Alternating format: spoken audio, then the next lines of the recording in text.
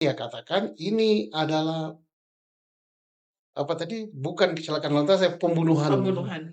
Ya kalau dia mengatakan itu pembunuhan, silakan.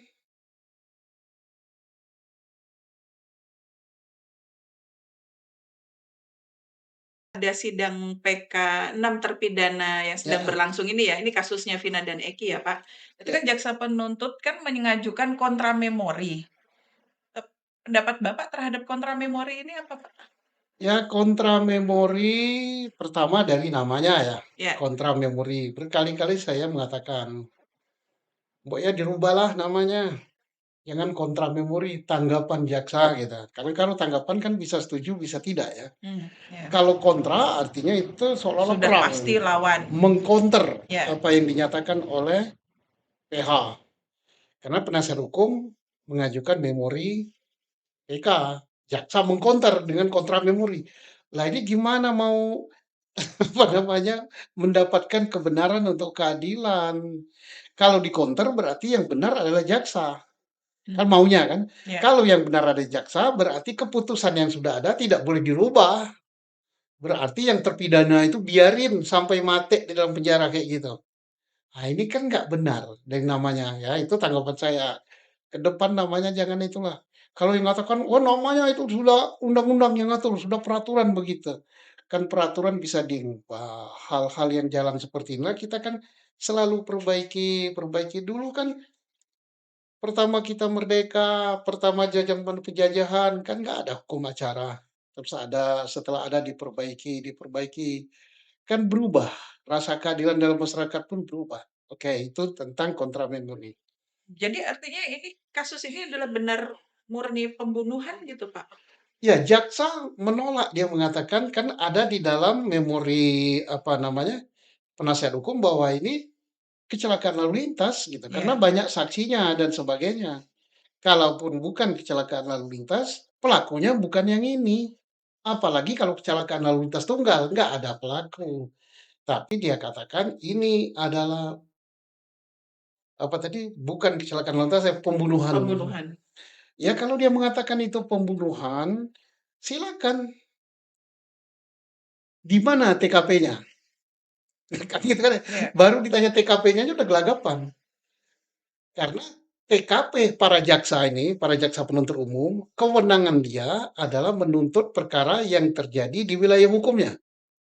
Wilayah hukumnya adalah kota Cirebon. Jembatan layang itu adalah Kabupaten Cirebon. Dari TKP sudah salah. Nah, kemudian itu namanya locus delicti. Ya. Tempus delicti, tempus waktu kejadian. Dalam BAP mereka atau dalam putusan pengadilan, tuntutan jaksa bahwa matinya itu jam 9-an. Tetapi yang di sini melihat kecelakaan terjadi, Eki nabrak itu, ya sudah jam setengah sebelasan kan, hampir setengah 11. Kemudian terjadi komunikasi HP antara Vina dengan Widi dan Mega Mega. juga setengah sebelasan. Padahal sudah mati ini kan, menurut di sini. Itu udah salah. Kemudian harus ada alat buktinya. Alat buktinya apa? Sesuai pasal 184. Adakah saksi? Ternyata saksinya sangat lemah. Saksi yang mengatakan adanya pembunuhan itu tidak ada satupun. Tidak ada. Hanya saksi Aep yang melihat ada kejar-kejaran motor dari jarak 100 meter lebih malam hari jam 10-an malam hujan gelap. Orangnya sekitar 11 orang, sepeda motornya 4. Nah, itu Aep sudah bohong. Ya. Aep bersaksi sama keterangannya dengan Dede. Dede sudah mencabut keterangan. Kata Dede itu bohong. Itu ilusinasi daripada Aep. Rudiana tidak melihat langsung, tapi dapat cerita dari Aep, saksi the auditor. Jadi saksi udah gugur, nggak ada lah gitu. Nggak ada saksi. Ada saksi pembohong gitu kan. Jadi sama sekali nggak ada saksi kalau pembunuhan. Kemudian alat bukti lain, visum. Visum tidak menyatakan itu ada pembunuhan. Hmm. Apalagi ahli juga nggak ada dan sebagainya. Artinya sudahlah, jangan ngotot-ngotot lah. Pembunuhan itu udah gugur, nggak ada lah dari segi tempus delicti, locus delicti, alat bukti. Kalau kita berbicara alat bukti, apa nama scientific, nggak ada sama sekali.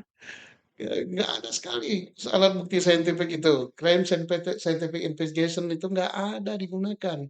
Jadi udah sangat lemah lah menghukum orang hanya berdasarkan kesaksian satu orang, membohongi orang lain, berbuah kebohongan. Sudah, kalau kita masih percaya pada itu pembunuhan, ya udahlah berarti hukum kita udah kacau kan.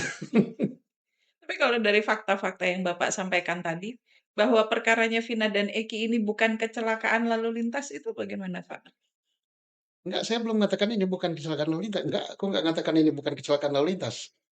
Ya maksudnya kan ada dengan fakta yang Bapak sampaikan tadi kan ada yang masih berpendapat bahwa ini tuh bukan Oh, kecelakaan lalu lintas gitu, yang Pak. lain berpendapat bukan Iya, kecelakaan lalu lintas. Kalau iya, saya tidak mengemukakan fakta bukan kecelakaan lalu lintas. Justru saya mengemukakan ini adalah kecelakaan lalu lintas. iya, sampai ada sayembara ya, Iya, Pak. kecelakaan lalu lintas sudah disidik oleh Polres Cirebon Kabupaten. Kemudian saksinya sekarang bermunculan kan, bermunculan saksi-saksi. Kemudian saksi satu dengan lain tuh saling bersesuaian. Iya, Berarti dia saling menguatkan, bukan saling melemahkan. Kemudian muncul lagi di dalam berkas kan ditemukan alat bukti berupa percakapan elektronik bahwa jam 10:24 lewat berapa itu 24:14 itu mereka masih berkomunikasi. Ditambah lagi dengan saksi yang baru nongol sekarang ini bahwa dia punya bukti autentik berupa foto di lokasi. Dan di lokasi saat kejadian ya. Dan di iya. lokasi itu ada si A, si B, si C, termasuk ada si Adi, ada juga Eko dan sebagainya. Jadi dia punya foto itu. Jadi ini kalau kecelakaan lalu lintas itu ya saya kan sekian tahun jadi penyidik ya. Iya. 35 tahunan lebih. Sangat yakin bahwa ini kecelakaan lalu lintas. Dan orang-orang juga banyak yakin ini kecelakaan lalu lintas. Makanya kita jangan ngotot gitu. Kenapa? Kita harus ingat nasib manusia. Ini jelas kecelakaan lalu lintas. Ya. Kalau kita lihat secara keseluruhan sidang PK yang sedang berlangsung ini, Pak, gitu. Apakah artinya ini sudah merubah paradigma PK itu sendiri ya, Pak? Belum, PK ini masih paradigma lama gitu kan. Masih saja gitu kan. Bukan cari kebenaran tapi cari pembenaran. Hmm. Kemudian seolah-olah antara pencari keadilan, pencari kebenaran dengan jaksa ini saling bertentangan, harus berbeda pendapat. Pokoknya apa yang dikemukakan oleh penasihat hukum harus saya bantah, harus saya counter gitu. Hmm. Nah ini maksud saya, aparat penegak hukum kita, baik penyidik, penuntut, kemudian apa namanya hakim, penasihat hukum, berubahlah. Keadilan yang lebih diutamakan. Undang-undang pun bisa kalah demi cari keadilan. Keadilan itu hukum tertinggi yang berlaku universal. Nah, inilah yang harus kita utamakan, apalagi untuk rakyat kecil yang tidak punya daya, tenaga, dan kemampuan apapun. Dan berkali-kali saya katakan malu kita sama penasihat hukum yang tidak digaji oleh negara. Mereka mengeluarkan duit sendiri, tenaga sendiri, biaya sendiri, waktu, dan segala macam mereka korbankan untuk membela orang yang tidak kenal, bukan sanak, bukan famili, tidak satu suku, tidak satu agama, tidak satu apa-apa. Inilah wujud Pancasila yang mereka tunjukkan.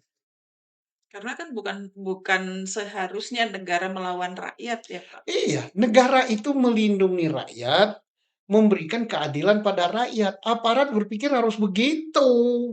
Jangan yang penting udahlah, pokoknya apa yang saya jalankan, jalankan itu benar. Nah, makanya saya katakan itu mencari pembenaran. Itu nggak boleh. Yang penting kita cari kebenaran.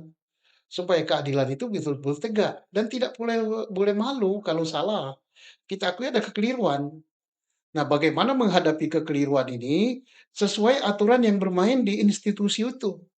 Kalau polisi misalnya ada kekeliruan, silakan bagaimana mengatasinya. Ada peraturan di Polri, kan ada kode etik.